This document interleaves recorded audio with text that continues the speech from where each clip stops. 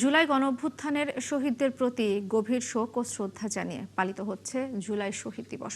নানা আয়োজনে স্মরণ করা হচ্ছে ২৪-এর গণঅভ্যুত্থানে প্রথম শহীদ আবু সাইদ সহ জুলাই শহীদদের। সকালে রংপুরে জুলাই স্মৃতিস্তম্ভে ফুলের শ্রদ্ধা জানান মুক্তিযুদ্ধ বিষয়ক মন্ত্রী। এ সময় তিনি সাংবাদিকদের বলেন, জুলাই সনদ বাস্তবায়নে সরকার ও বিরোধী দল ঐক্যবদ্ধভাবে কাজ করছে। এদিকে পীরগঞ্জে জুলাই গণঅভ্যুত্থানের প্রথম শহীদ আবু সাইদের কবরেও শ্রদ্ধা জানায় সর্বস্তরের মানুষ। এ সময় আবু সাইদ হত্যার রায় দ্রুত কার্যকরের দাবি জানান তারা। প্রতিনিধিদের পাঠানো তথ্য ছবিতে রিপোর্ট।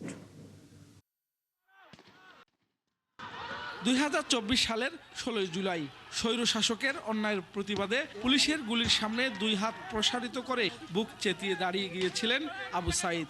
২৪-এর এই বীরের আত্মত্যাগের জ্বলে ওঠা আন্দোলনের দাবানল শেষ পর্যন্ত গণ অভ্যুত্থানে রূপ নেয়। এই আন্দোলনের টার্নিং পয়েন্ট শহীদ আবু সাইদ। তার আত্মত্যাগের ২ বছরে জুলাই শহীদ দিবসে নানা কর্মসূচিতে মুখর রংপুর। সকাল থেকেই শ্রদ্ধা জানাতে মানুষের ঢল নামে নগরীর টাউন হলের সামনে জুলাই চত্বর, বিশ্ববিদ্যালয়ের স্মৃতিস্তম্ভ ও পীরগঞ্জে শহীদ আবু সাইদের গ্রামের বাড়ি বাবনপাড়ায়। বিভিন্ন রাজনৈতিক, সামাজিক ও সাংস্কৃতিক সংগঠন, শিক্ষা প্রতিষ্ঠান এবং সর্বস্তরের মানুষ স্মৃতিস্তম্ভে ফুল দিয়ে শ্রদ্ধা জানান।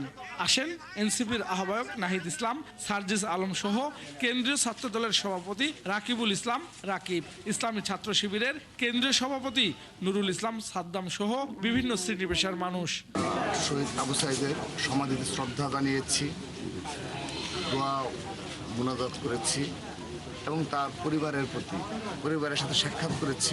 শহীদ আবু সাইদ দীর্ঘদিনের ফ্যাসিজমের থেকে বুক পেতে বাংলার জনগণকে মুক্তির পথ দেখিয়েছিল।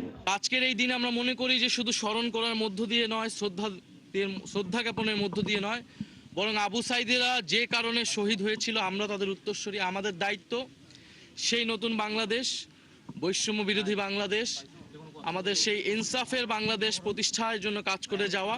পরে স্মৃতিস্তম্ভে পুষ্পস্তবক অর্পণ করেন মুক্তিযুদ্ধ বিষয়ক মন্ত্রী আহমেদ আজম খান।